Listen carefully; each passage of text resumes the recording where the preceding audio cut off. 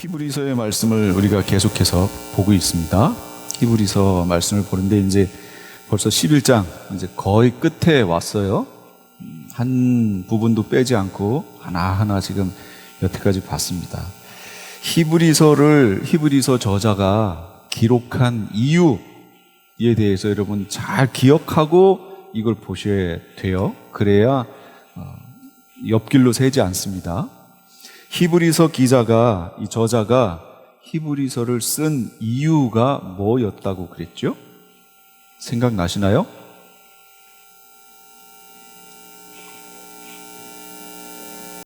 이 시대가 박해의 시대잖아요. 그런데 신앙을 먼저 받아들였던 유대인 크리스찬들이 있지요. 이방인들보다 먼저 받은 이들이 있지요. 유대인 크리스찬들이. 박해가 있으니 원래 하나님이 주신 말씀, 예수님 주신 말씀은 너희가 성령을 받으면 어떻게 하라고 그랬어요? 예루살렘과 온 유대와 사마리아와 땅끝까지 이르러 내 증인이 될 것이다, 이렇게 말씀하셨잖아요.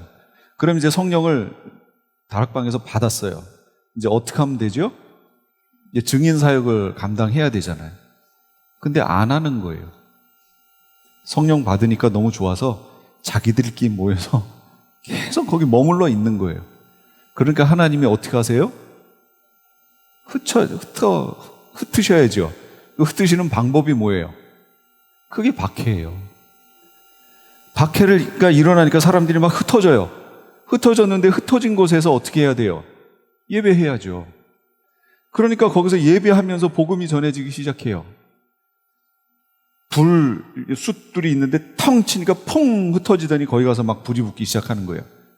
그래서 분명히 예루살렘 온 유대 사마리아 땅끝까지 일어난 내 증인이 되거라 라고 얘기 안 하셨어요. 너희가 그렇게 해야 된다 이렇게 안 하시고 내 증인이 될 것이다 라고 주님께서 말씀하셨어요.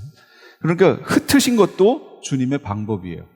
그걸 환난으로 흩었든 뭘로 흩었든 주님이 그렇게 하시겠다고 그랬잖아요. 그래서 자진해서 갔으면 얼마나 좋겠어요. 근데 그 박해가 뭐라고요?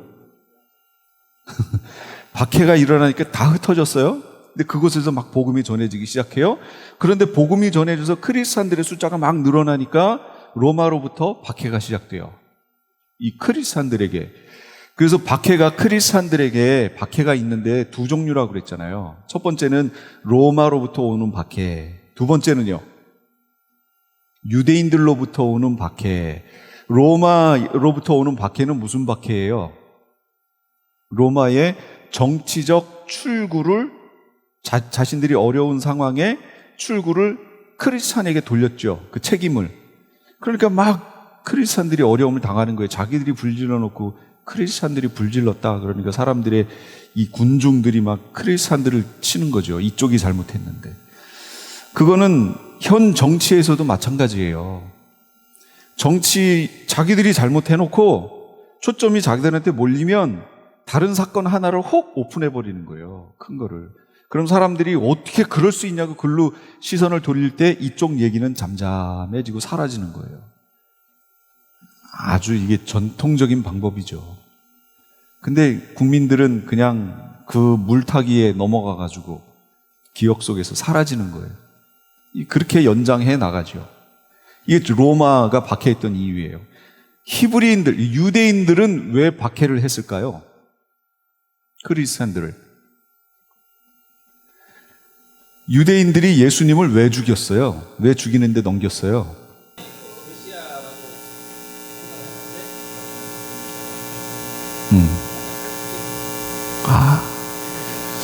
처음에 그 유대인들이 예수님에 대해서 반감을 갖기 시작한 거는 자신이 하나님의 아들이라고 얘기했던 거예요. 그러면 뭐죠? 그러면 하나님하고 자기가 동격이라는 거 아니에요? 신이란 얘기 아니에요, 본인이. 그러니까 유대인들 입장에서는, 요건 알고 지나가세요? 유대인들이 가지고 있었던 신에 대한 관점, 우리 크리스찬들이 갖고 있는, 현대의 크리스찬들이 갖고 있는 신과는 조금 달라요. 유대인들이 하나님을 바라보는 그 신과는 유일 신관인데, 크리스찬들이 바라보는 하나님에 대한 신관도 단어는 똑같아요. 유일신관이에요. 무슨 유일신관이 무슨 얘기냐면 이런 분은 없다는 거예요. 유일하신 분이라는 거예요. 그건 같은데 내용으로 들어가 보면 조금 달라요. 유대인들이 생각했던 유일신관의 개념은 성부 하나님 한 분이란 뜻이에요. 유일신관. 근데 우리가 갖고 있는 유일신관은 뭐예요? 그렇죠. 삼위일체 신관이에요. 그러니까 서로 이 내용이 달라요. 그런데 유대인들은 유일신관, 성부 하나님 한 분밖에 없다고 생각하는데 하나님 아들이다 내가. 이렇게 얘기하면 하나님과 동격인 것처럼 신이 돼버린 거잖아요. 그리스 신화에서 신이 나오면 신이잖아요. 그게 된 거예요. 그러니까 유대인들 입장에서는 신성 모독했다라는 거죠. 예수님이. 그래서 예수님에 대한 첫 인상이 반감으로 딱 자리를 잡았어요. 특히 누가? 지도자급에 있는 사람들이. 대제사장, 제사장, 서기관, 그 다음에 종교적으로 바리새인, 막 이렇게, 그 다음 정치적으로 사두개인, 여기에 있는 사람들이 반감을 갖기 시작했어요. 그게 시작이 돼서 결국은 예수님을 로마에 넘기게 됐고, 거기서 처형을 당하신 거죠. 이런 상황인데, 이 두 가지 박해예요. 그래서 동족인 유대인들에게는 종교적 박해, 로마로부터는 정치적 박해. 근데 그 박해가 얼마나 심하냐면 박해 얘기 들으셨잖아요. 그걸 숨어서 다 카타콤에 숨어서 살았다고. 지하 묘지에. 들통나면 죽으니까 어디에서 죽어요? 사자 원형 경기장에 들어가서 굶주린 사자를 풀어놔서 사자들이 와서 먹게 하고, 그걸 그 역사 속에 보면 사자가 와서 달려들어서 그들을 물고 막 이렇게 죽인 듯 물어 뜯는데 그때 크리스찬들의 얼굴이 환하게 웃었대요. 놀랍지 않아요? 지금 만약에 그러면 어떠실 것 같아요? 지금 이렇게 딱 무리들이 몰려 있어요. 크리스찬들이.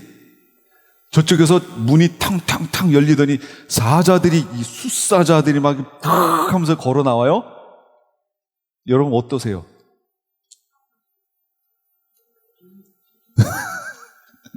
심장마비 오고 여전히 웃고. 예.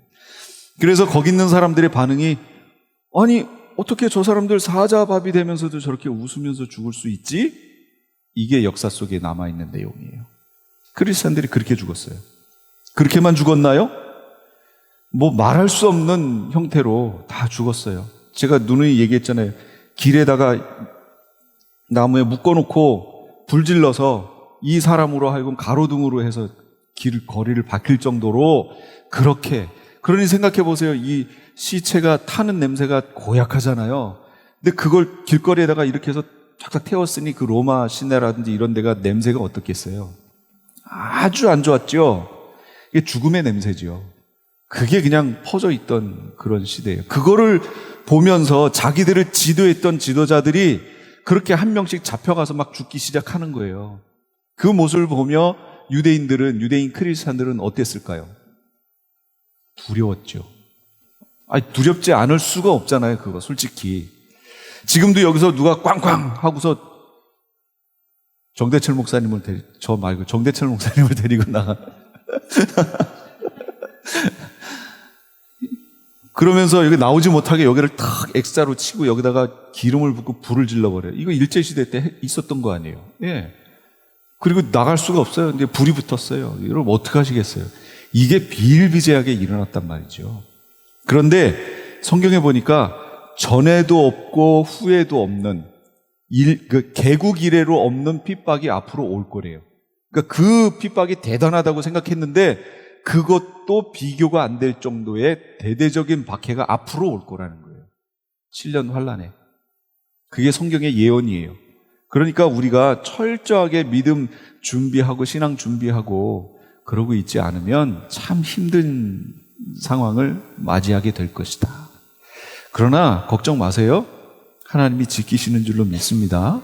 분명히 성경에 지키신다고 하셨어요. 방법은 우리가 몰라요. 근데 하나님이 어떤 방법을 쓰셔서라도 우리를 인도하실 거예요. 그런데 그 상황에서 믿음이 연약한 사람들, 그 사람들이 한두 명씩 배교하는 거예요. 기독교를 버리는 거예요. 버리는데 다 버릴 필요도 없어요. 딱 하나만 버리면 돼요. 뭘 버리면 돼요? 예수 그리스도. 예수 그리스도만 모른다고 하면 유대교하고 관계도 문제 없잖아요. 유대교와 관계가 회복이 돼요. 예수 그리스도 모른다고 그러면 크리스찬 아니잖아요. 그러니까 로마로부터의 박해에서도 벗어나요. 그러니까 다른 거 필요 없어요. 나 예수 그리스도 안 믿어 라고 하나만 얘기하면 끝나는 거예요. 근데 이 광경을 이 히브리서 저자가 보는 거예요. 지금 이 히브리서 저자는 히브리인이 유대인이에요. 이 내용을 보건대 유대인이 아니면 절대로 쓸 수 없는 내용들이 여기 제사법에서부터 쫙 기록됐잖아요. 유대인이에요. 유대인인 이 지도자급에 있는 사람이 자기 공동체, 기독교 공동체들을 이렇게 보니까 곳곳에 이빨이 빠지기 시작해요. 사람들이 배교에서 나가서 없어지기 시작하는 거예요. 너무 안타까웠던 거죠. 그래서 이 히브리서의 편지를 써서 그 기독교 공동체에게 전하기 시작하는 거예요. 그럼 뭘 전하면 될까요? 다른 건 다 뭐 기독교 예배 시간 바꾸는 거, 날짜 바꾸는 거, 뭐 절기 바꾸는 거 이런 건 상관없다. 그건 본질적 문제가 아니니까. 본질은 뭐예요? 예수 그리스도, 이 예수 그리스도는 놓치면 안 된다. 이거 전했겠죠. 절대로 예수 그리스도 보내면 놓치면 안 된다. 예수 그리스도가 어느 정도냐면 천사들보다 뛰어나다. 모세보다 뛰어나다. 이 예수 그리스도가 바로 대제사장이다. 이런 얘기 쭉 했잖아요.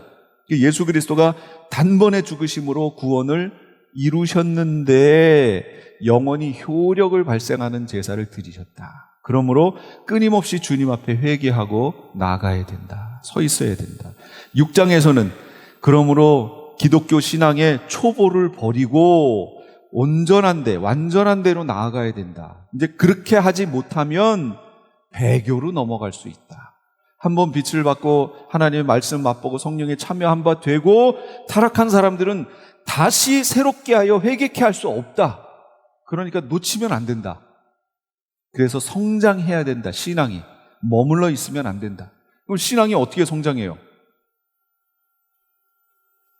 신앙이 성장하는 방법이 뭐예요? 없어요? 그렇죠. 너무도 쉬운 방법인데 당연한 건데 말씀과 기도 그리고 이것을 받은 것을 삶 속에 실천함으로 사랑과 선행이 나타나야죠. 이걸 통해서 우리의 신앙이 성장하는데 말씀 주시는 거, 기도 주님께 나아가는 거, 그 다음에 전도, 그 다음에 선행, 베품 또는 제자 훈련 같은 이런 거. 이걸 해야 신앙이 성장해요. 여러분 주일 이 시간에 한번 딱 와가지고 예배 드리고 내 신앙은 나날이 성장하고 있습니다 라고 얘기할 수 있어요? 안 돼요. 안 돼요.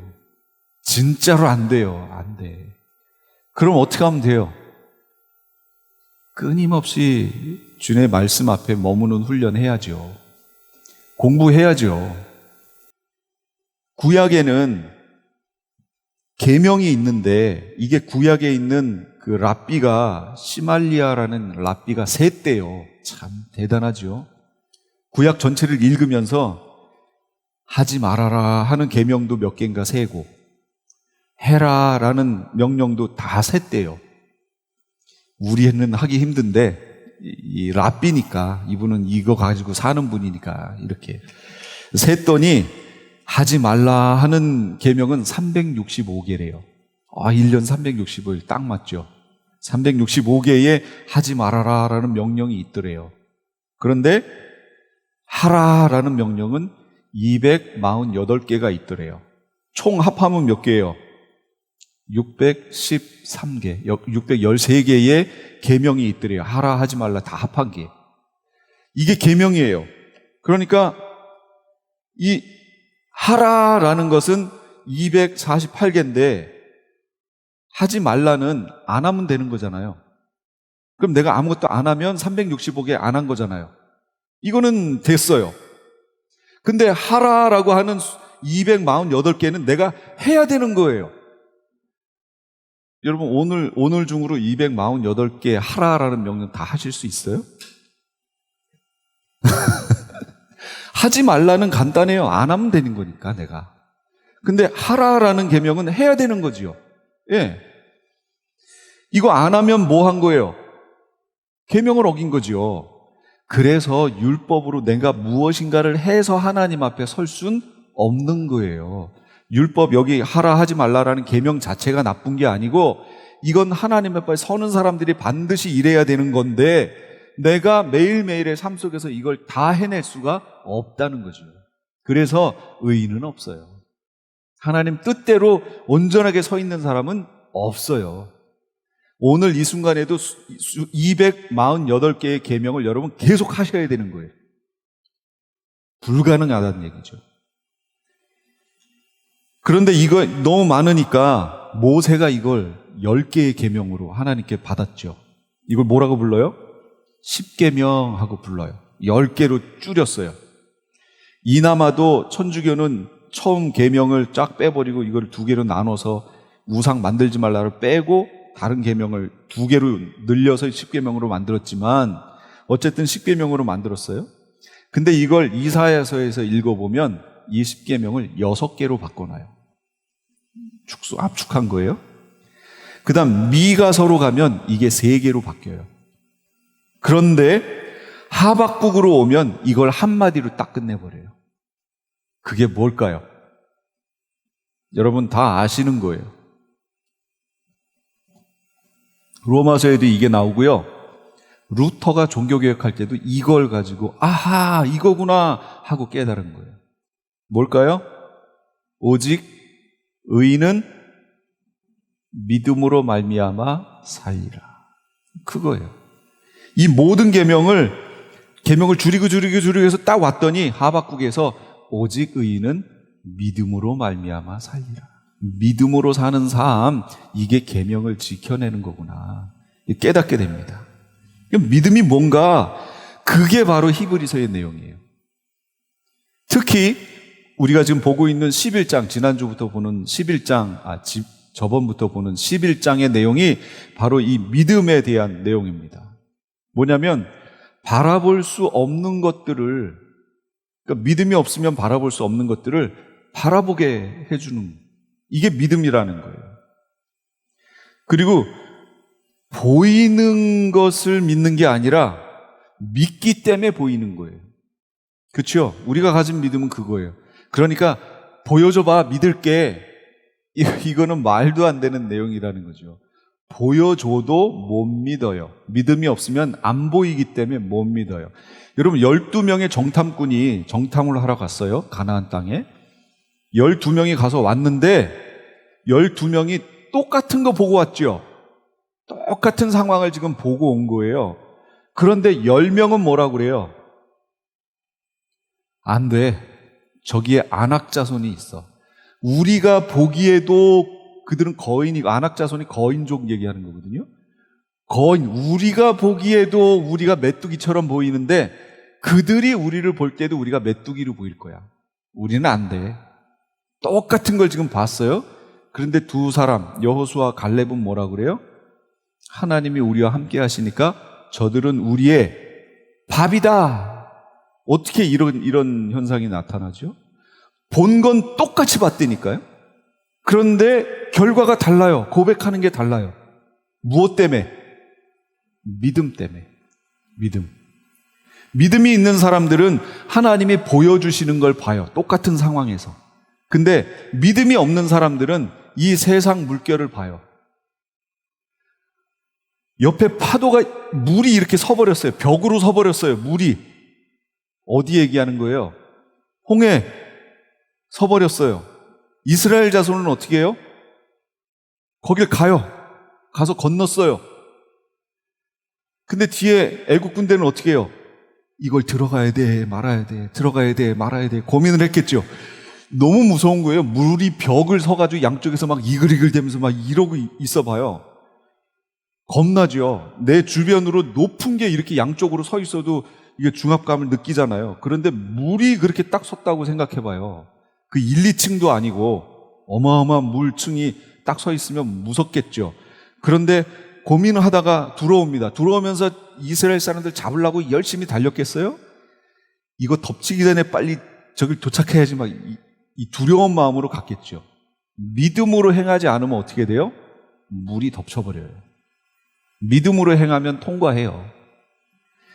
믿음으로 행하지 않으면 세상께 보여요. 그 흐름에, 이 세상의 조금의 흐름에 그냥 좌지우지 되는 거예요. 근데 믿음의 눈으로 보면 똑같은 게 그렇게 안 보여요. 그 속에 역사하시는 하나님이 보이시는 거죠. 그래서 요한복음 11장 40절에도 네가 믿으면 하나님의 영광을 보리라 이렇게 얘기하셨어요. 믿으면 본대요. 보여주기 때문에 믿는 게 아니고 네가 진짜로 하나님을 믿으면 하나님의 영광을 보리라. 고린도후서 5장 7절에는 이는 우리가 믿음으로 행하고 보는 것으로 행하지 아니함이로다. 믿음으로 행하는 거예요. 히브리서 11장 13절 아까 읽었죠? 약속을 받지 못하였으되 그것들을 멀리서 보고 환영했다. 우리 믿음의 선조들은, 이 히브리서에 있는 이 믿음의 선조들은 약속을 받지 못했다는 것은 약속이 없었다는 게 아니라 약속에 대한 결과를 맞닥뜨리지 못했다. 그거를 체험하지 못했지만 그렇게 될 줄을 믿고 멀리서 보면서 그걸 환영했다라는 거예요. 그럼 이들이 갖고 있었던 믿음은 뭐예요? 반드시 그렇게 된다는 거죠. 나 때에는 그걸 못 봐도 반드시 그렇게 된다. 이걸 지금 봤다는 거예요. 그래서 신념과 신앙의 차이가 뭘까요? 신념, 신앙 차이가 뭘까요? 신념은 자기 자신을 믿는 거예요.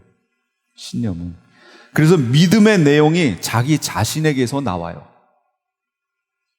이 대표적인 게 뭐라고요? 여러분 잘 아시는, 제가 누누이 강조하는 뉴에이지. 된다, 된다, 된다. 긍정적인 말을 하고 긍정적인 생각을 하고 이렇게 하면 된다, 된다. 어떻게 돼요? 내가 긍정적인 말을 할 때 이 우주 속에 있는 긍정의 에너지가 모여서 그걸 이루게 해준다. 이게 뉴에이지 사상이거든요. 그런데 이게 교회 안에 들어와서 교회에서도 이게 기독교 신앙인 줄 알고 전해지고 있는 거예요. 이건 신앙이 아니고 신념이에요. 신념. 내 속에서 나온 거잖아요. 그럼 신앙은 뭐냐? 내 속에서 나를 믿는 게 아니고 하나님을 믿는 거예요. 믿음의 대상이 정확하게 있어요. 그리고 믿음의 내용이 나에게서 나오는 게 아니라 하나님께로부터 주어지는 거예요. 이게 신앙이에요. 다른 점이에요. 그러니까 때로 어떤 것들에 대해서는 하나님께서 하라라는 약속을 주시고 명령을 주시기도 하지만 어떤 거는 하지 말라라는 명령도 주시지요. 아까 하지 말라 365개, 하라 248개 했잖아요. 그것처럼 하나님의 어떤 부분에 대해서는 객관적으로 이렇게 봐도 이거는 하나님의 뜻 같아요. 너무 선한 일이야. 그럼에도 하나님께서 어떤 때는 그거 하지 말라 하실 때가 있어요. 그럼 순종해야 돼요. 우리 생각으로 선해 보이니까 이건 하나님의 뜻일 거야 하고 하면 그거 안 돼요. 그런 걸 신념이라고 그러는 거예요. 내가 갖고 있는 생각으로 하는 거. 기독교 신앙은 뭐냐? 주님이 주신 말씀으로 그 약속 안에서 그걸 받고 하는 거예요. 이게 달라요. 뉴에이지와 기독교 신앙의 분별이 뭐냐? 출발점만 분별하면 돼요. 나머지는 똑같아요. 나머지는 아주 똑같아요. 출발점이 달라요. 그리고 결과적으로 마지막이 달라요. 이 중간은 똑같아요. 그래서 분별하기가 힘들어요.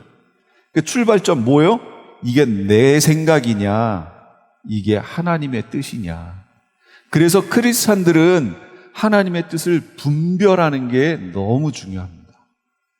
그럼 분별을 뭘로 해요? 말씀으로 하죠. 그게 하나님의 뜻이라는 걸 말씀으로 분별하는데 그 말씀을 보는 데에는 관점이 필요하거든요.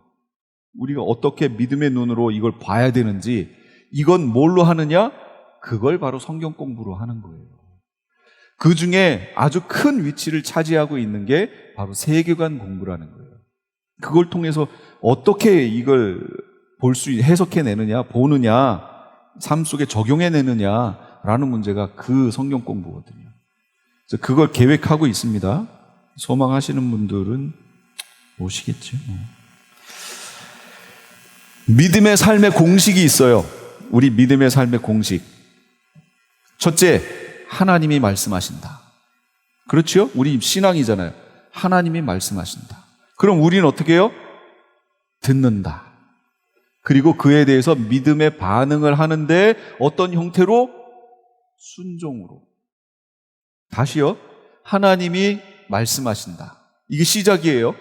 그 다음 우리는요. 듣는다. 그리고 믿음의 반응을 한다. 어떻게? 순종으로. 이게 우리 믿음의 공식이에요. 하나님이 말씀하신다가 빠지고 내가 생각한다.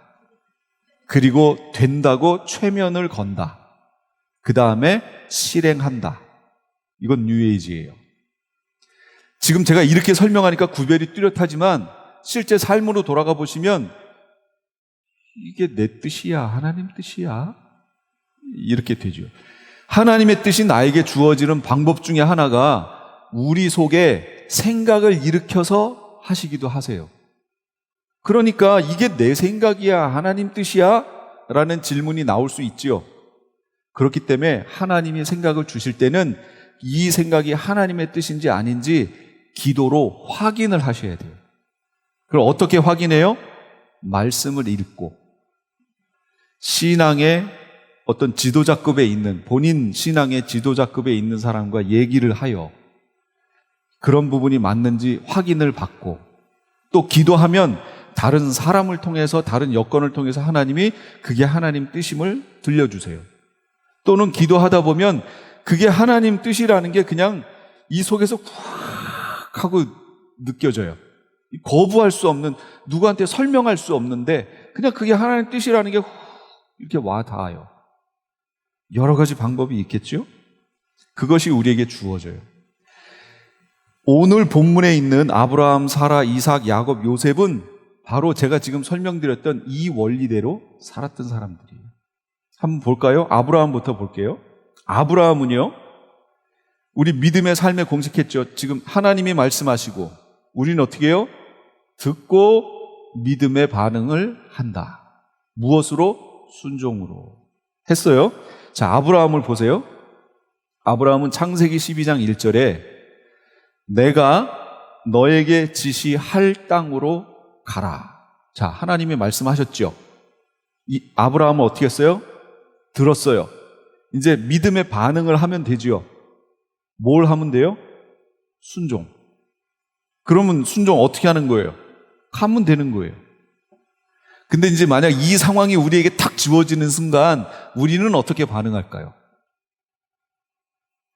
이 상황이 아브라함에게 똑같이 주어졌어요. 우리에게 하나님이 내가 네게 지시할 땅으로 가라. 그럼 여러분 어떻게 반응하시겠어요? 잠깐만요. 잠깐만요. 여기 반응 나왔고요. 또요. 예, 가면 되는데 하나님의 뜻인지 아닌지 확인. 중요하죠. 렌트비가 얼마예요? 밥은 있나? 잡이 있는지 그 지역에 여러 가지 것들을 조사하지요. 확인하고 지금같이 이렇게 인터넷이 있고 그럼 그 지역을 들어가서 살펴보기도 하고 주변 환경도 보기도 하고 그래서 다 본 다음에 이 정도면 되겠다 하면 자 갑시다 하고 가겠죠? 근데 아브라함 시대는 무슨 시대예요? 이 시대가 여러분 청동기 시대예요. 청동기보다 못한 더 그 시대란 말이에요. BC 한참.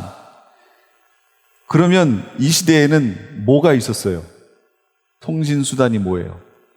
직접 가는 수밖에 없는 거잖아요. 근데 이 멀리 있는 여기를 어떻게 가요? 소식을 어떻게 알아봐요? 몰라요.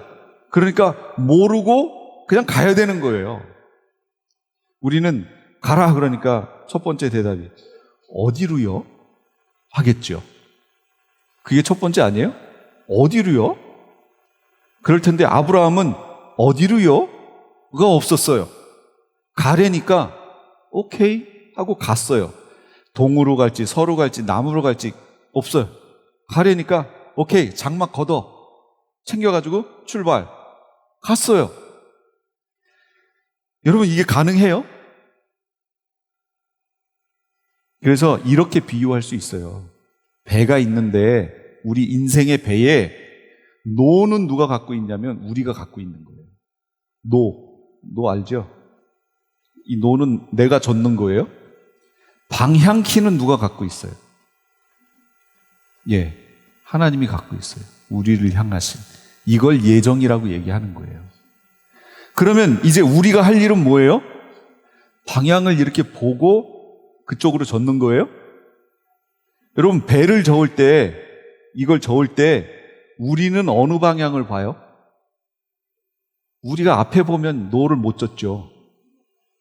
배는 저쪽으로 가고 나는 여기서 이렇게 해서 땡기죠. 그렇죠? 그래야 이 배가 이렇게 뒤로 가죠.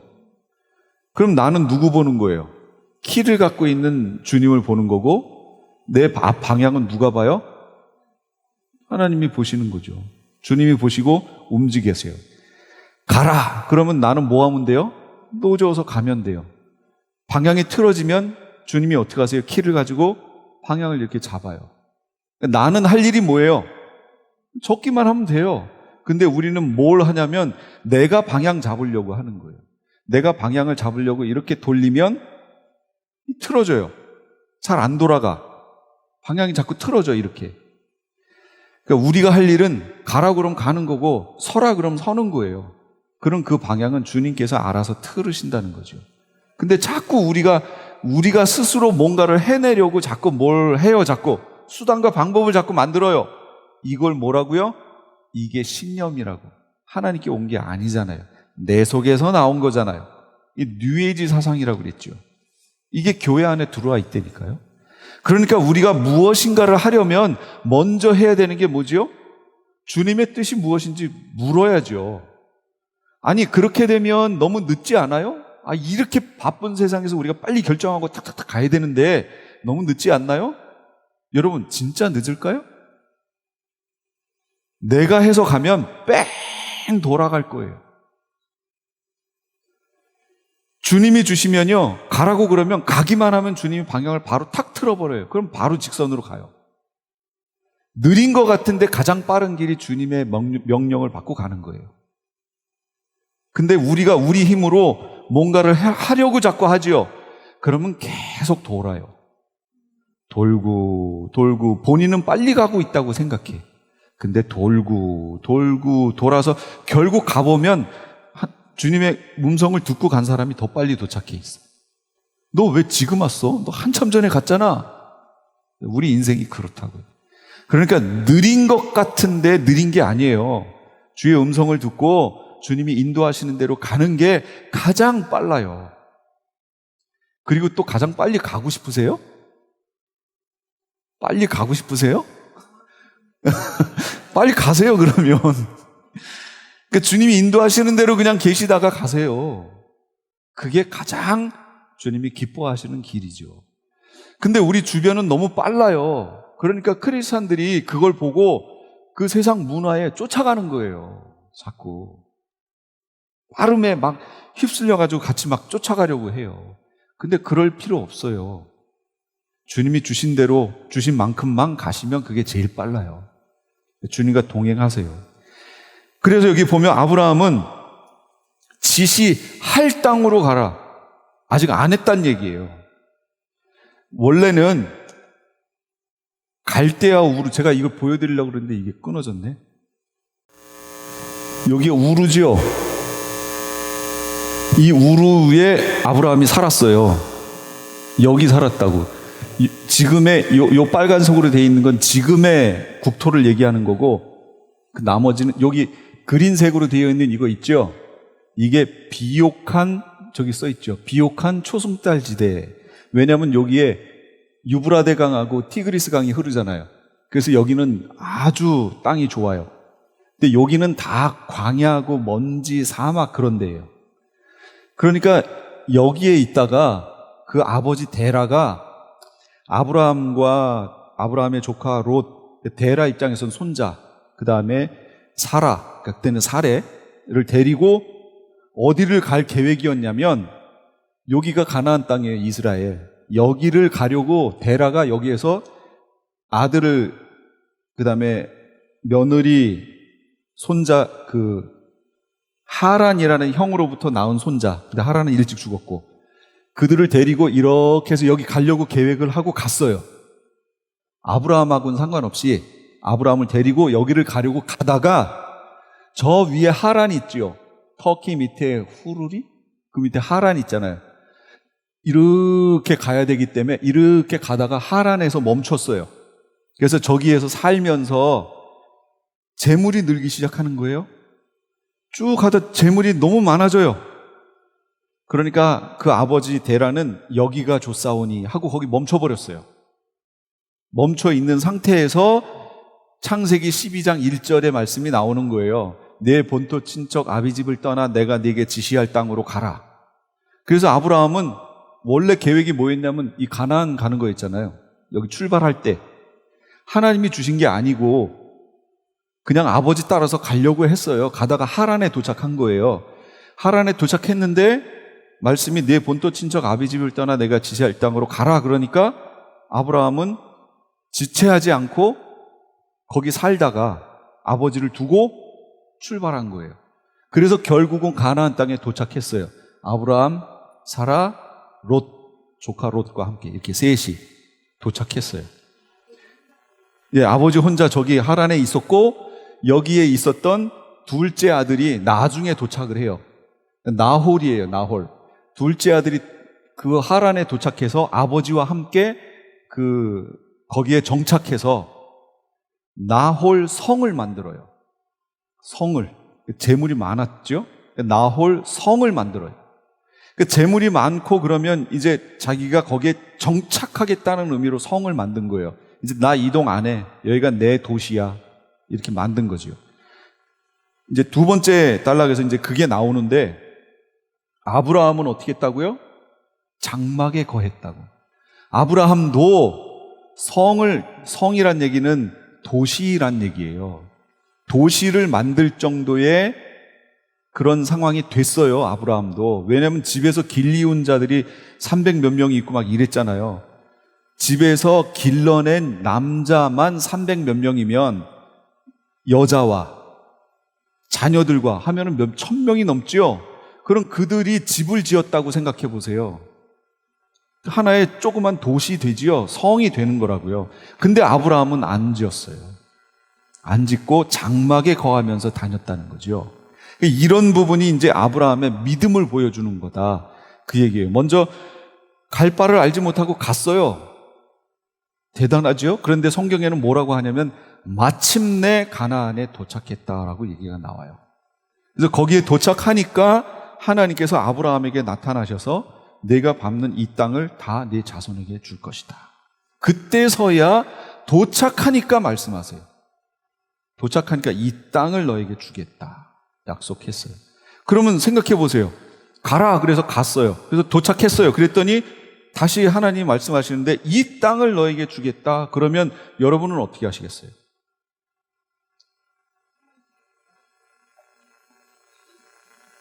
고맙습니다는 당연히 그거고 거기에다가 성을 짓겠죠.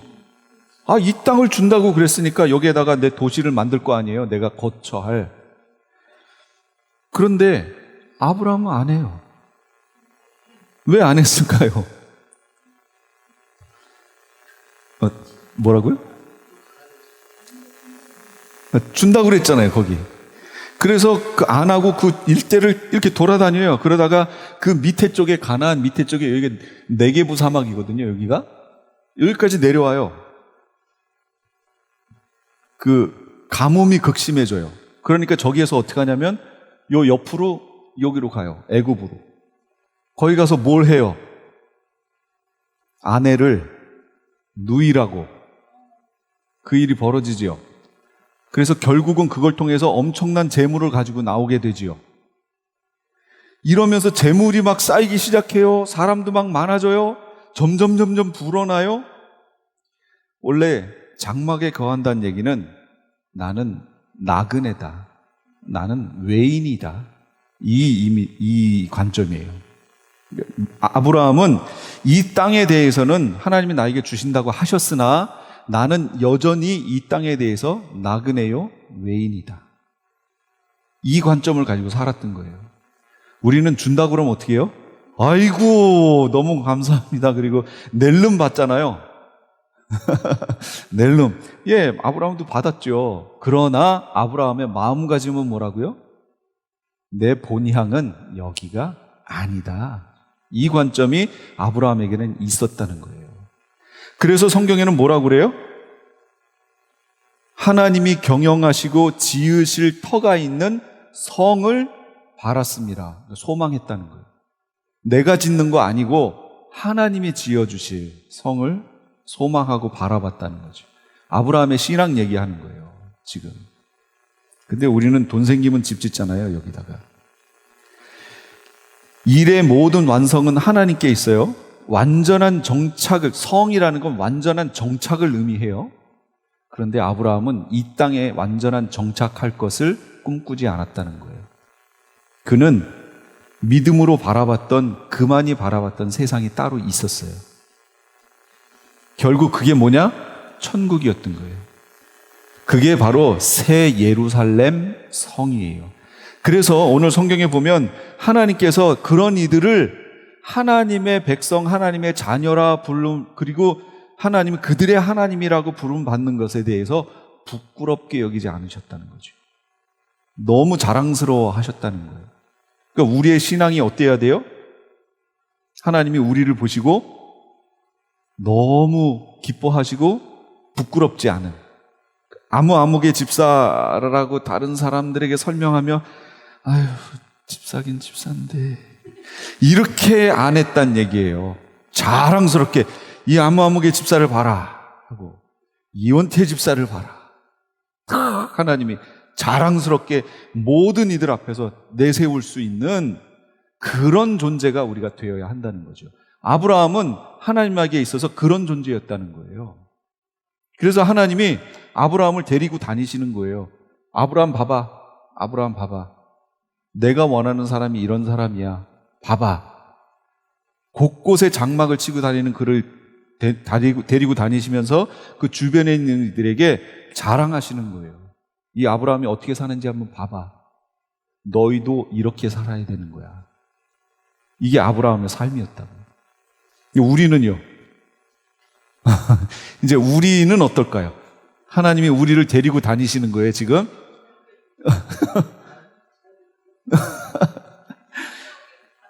한국에서 여기까지 지금 데리고 오셨어요. 데리고 오셨는데 제 집 밖에 나오지 못하게 집에 가둬놔. 쟤 나오면 창피해. 안 돼.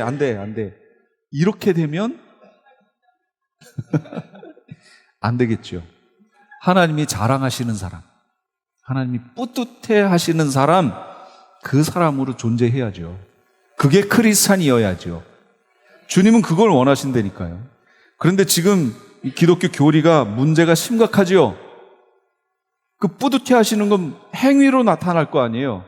그런데 행위는 상관없고 오직 믿음으로만 이래가지고 기독교 진리가 완전히 지금 틀어진 세상에 지금 살고 있는 거예요.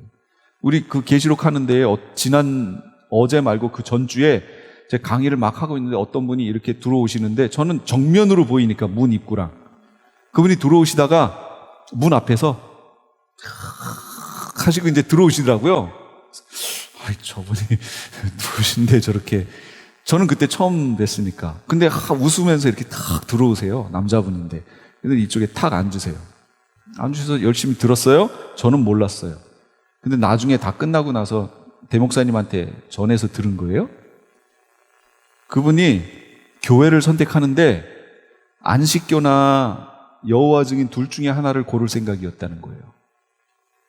왜요?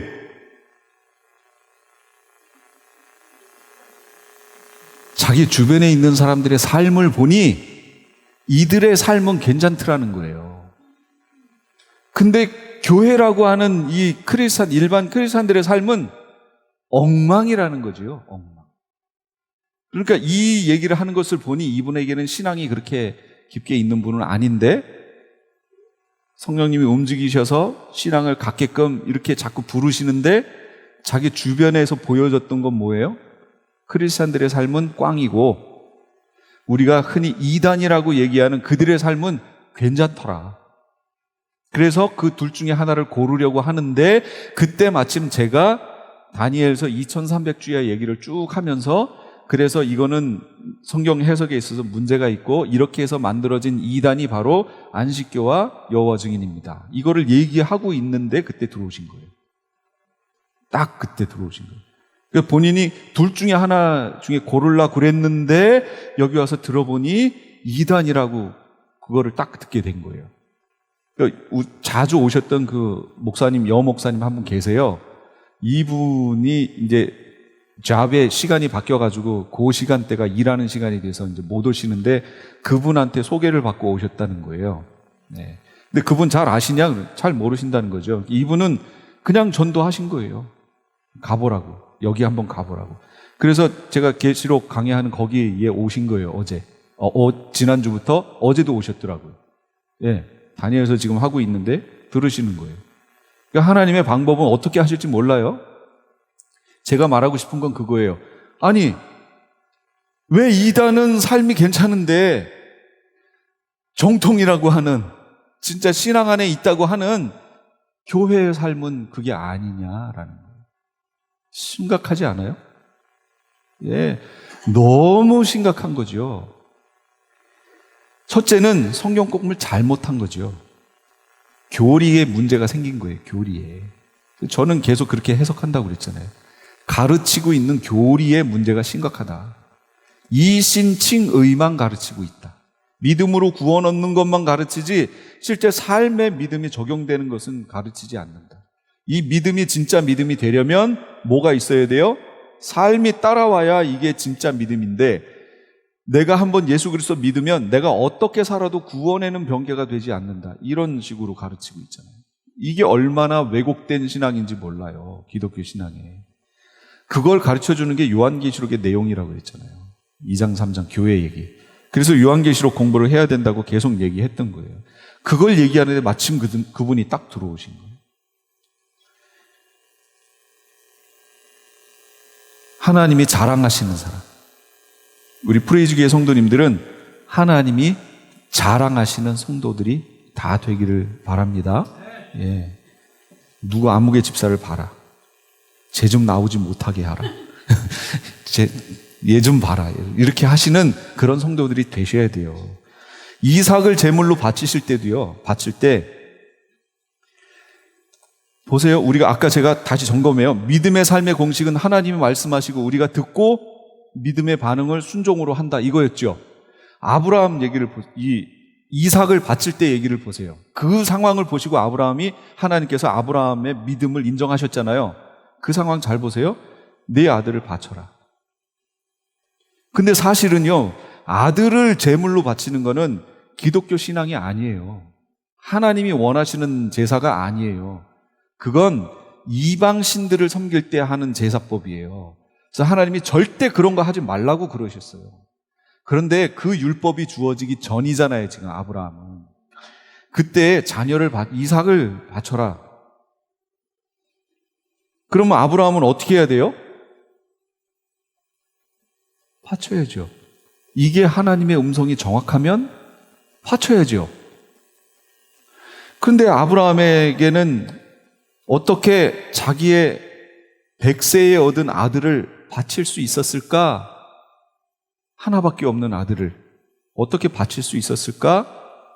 아브라함에게는 믿음이 있었다는 거예요. 무슨 믿음이냐면 18절에 이미 하나님께서 아브라함에게 내 자손은 이삭으로 말미암으리라 라는 말씀을 이미 주셨어요. 아브라함에게. 그러니까 아브라함은 이삭을 바쳐라 라는 말씀 전에 이미 내 자손은 이삭을 통해서 말미암을 것이다. 이삭을 통해서 자녀가 흘러갈 것, 자손이 흘러갈 것이다 라는 내용을 이미 들었어요. 아브라함에게 믿음이 있었죠? 하나님이 여태까지 주셨던 그 약속은 이삭을 통해서 흘러가는구나 알고 있었어요. 그런데 하나님이 내 자식을 이삭을 바쳐라. 그러면 처음에는 아브라함도 조금 혼란스러웠을 것 같아요. 아니, 이삭을 통해서 한다고 그랬는데 바치라고 그러시네? 그러면서 이내 곧바로 아브라함은 정리가 됐죠. 내가 이 이삭을 제물로 드려도 분명히 하나님이 이삭을 통해서 흘러간다고 하셨으니 이삭을 하나님이 살려내시겠구나. 이게 믿음이었다는 거예요. 이게 아브라함 믿음이었다고 히브리서 저자가 지금 설명해 주는 거예요. 그래서 그 얘기를 들었을 때 그 누구하고도 상의하지 않고요, 바로 짐 싸가지고 이삭을 데리고 가는 거예요. 종과 함께. 그래서 그 바치려고 했던 그 모리아산에 갔잖아요. 그 모리아산이 지금 어디예요? 지금 예루살렘 성전 세워져 있는, 이슬람 돔 성전 세워져 있는 바로 옆에, 여기에 보면 보면대처럼 하나가 세워져 있는 게 있어요. 이 자리예요, 이 자리. 이슬람 돔 성전은 이 사람들이 아브라함이 이스마엘을, 그리고 이스마엘이 여기에서 승천했다고 얘기하는데요, 여기는. 그런데 실제로 아브라함이 이삭을 바쳤던 것은 그 옆자리, 얘 보면 빈 공터인데, 마당인데 거기에 하나가 이렇게 서 있어요. 비석 같은 게. 이 자리가 그 자리예요. 그게 모리아산이에요. 그게 예루살렘 성인 거예요. 그러니까 예루살렘이 형성되기 전에 아브라함에게 이미 거기 가서 이삭을 바치라고 하셨던 거예요. 거기 가서 죽이려고 결박까지 다 하고 했는데 어떻게 해요? 아브라함아, 아브라함아, 급하게 부르시는 거죠. 물론 죽였어도 어떻게 하세요? 살리실 수 있어요. 얼마든지. 그런데 이때 제사할 때 죽이는 방법은 뭐냐면요, 죽여서 각을 떠서 반을 잘라서 내장 다 빼내고 불태우는 거예요. 아브라함은 그 제사를 그 앞에 계속 했었어요. 그러니까 이게 어떤 제사라는 걸 알아요. 그런데 그렇게 해도 하나님께서 살려내실 거라는 걸 믿었다는 거죠. 이게 아브라함의 믿음이에요. 테스트 하시고 싶으세요? 자녀 누구를 바쳐라. 그러면 그렇게 되기 전에 이미 하나님이 주신 말씀이 먼저 선제해 있어야 돼요. 뭐요? 그 바치려고 하는 그 자녀를 통해서 하나님이 무엇인가를 하시겠다라고 하는 약속이 주어졌다면 여러분 걱정하지 마시고 하세요. 하나님이 살리실 거예요. 그래서 오늘 본문엔 뭐라고 하냐면 죽은 자 가운데서 살리실 것을 바라봤다. 그래서 죽은 자 가운데서 살림을 받은 것과 마찬가지다. 이렇게 얘기해요. 아브라함은 실제로 죽이려고 했으니까. 그 순간 하나님께서 그를 급하게 세우시면서 그 너의 믿음을 확인했다라고 얘기하시는 거예요. 이 믿음이 아브라함의 믿음이에요. 그러니까 아브라함은 하나도 그 어떤 것도 자기 스스로 하려고 신념을 가지고 했던 게 없어요. 다 어떻게 했어요? 신앙으로 했어요. 하나님 말씀 듣고 내가 네게 지시할 땅으로 가라. 아멘. 그냥 갔어요. 하나님 주신 말씀이죠? 그러니까 그냥 갔어요. 장막의 거예요. 하나님이 만들어주실 그 성을 바라봐요. 자기가 만드는 게 아니고 그 성을 바라봐요. 자식을 바쳐라. 예, 하나님이 미리 주신 말씀 안에서 그걸 실행하는 거예요. 믿음으로. 이게 아브라함의 믿음이었어요. 사라는 어땠나요? 90이 다 된 여인이에요. 지금 모든 게 다 끊어진. 이 여인이 잉태를 해요. 그런데 사실은 우리가 창세기에서 보는 내용은 이거잖아요. 아브라함하고 하나님이 얘기하시는데 사라에게 명년이 내년이잖아요. 내년 이맘때 아들이 있을 것이다. 그것을 천막 뒤에서 이렇게 들은 거예요. 했더니 사라가 막 웃었어요. 그러니까 하나님이 너 웃었다. 아, 저 안 웃었는데요. 막 이러잖아요. 그럼 그때의 웃음이 무슨 웃음일까요?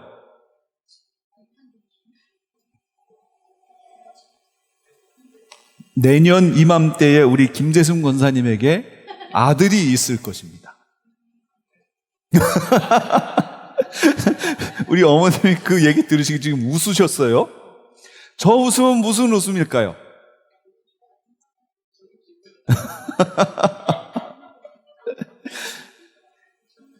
말도 안 되는 얘기죠?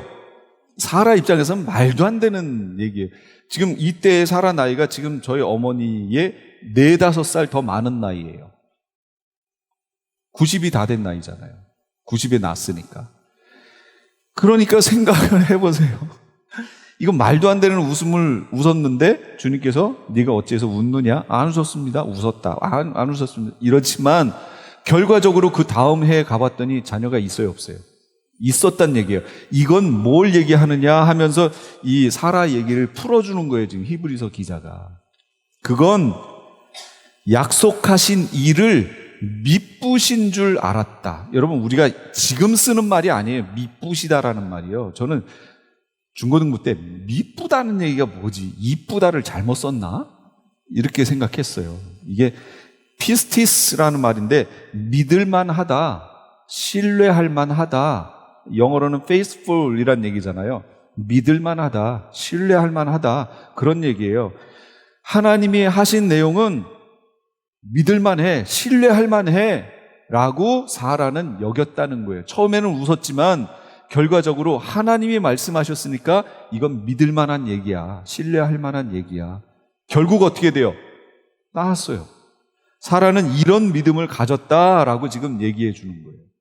그러니까 우리가 실수함에도 불구하고 하나님이 그를 믿음의 조상으로 인정하셨기 때문에 믿음의 조상이 된 거예요, 아브라함의. 그것처럼 하나님께서 우리를 하나님의 자녀로 인정하셨기 때문에 우리가 하나님의 자녀로 살아갈 수 있는 거지요. 무슨 얘기냐? 아브라함이 실수 많이 하잖아요.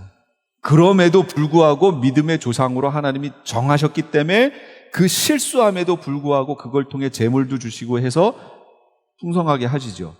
우리를 하나님의 자녀로 삼아주신 것 때문에 우리가 실수하고 넘어져도 하나님이 일으켜 세우고 하나님의 자녀답게 살도록 하신다는 거예요. 이 사라가 웃었어요. 그렇지만 믿음의 조상의 아내잖아요. 그 둘을 통해서 자녀가 생산되니까 결국 믿음의 조상이란 얘기잖아요.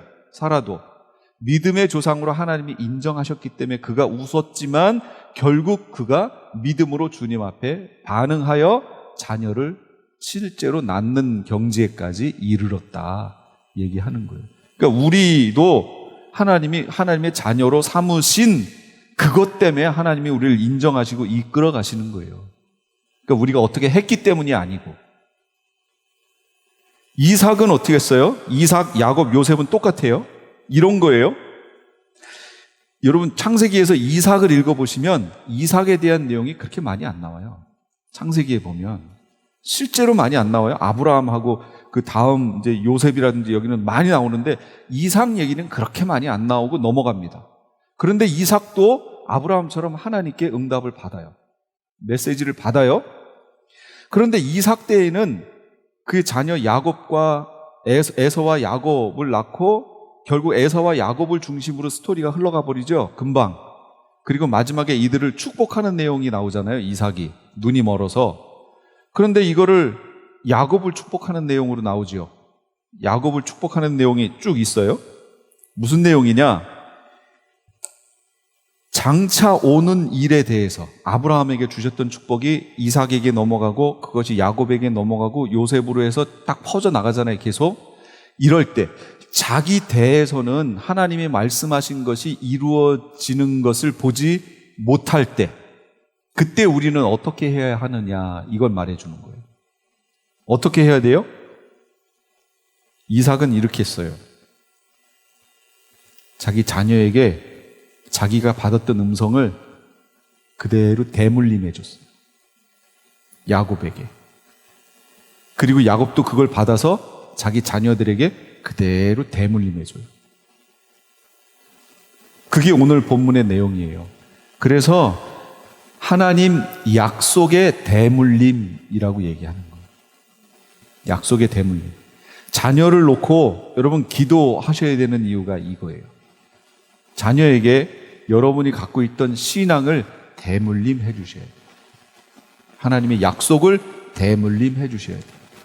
내 생애에는 하나님이 약속하신 것을 못 볼 수 있어도 여기도 보면 약속을 받지 못하였으되 그러잖아요. 약속이 없었다는 게 아니고 뭐라고 그랬어요? 약속의 성취를 보지 못하였으되 이 말이에요. 그러나 그걸 멀리서 바라보고 다 환영했다고 그랬죠. 멀리서 바라보는 사람들이 해야 하는 일이 뭐냐? 그 약속을 자녀에게 대물림해 주는 거예요. 저주 대물림하지 말고 하나님의 약속을 대물림해 주세요.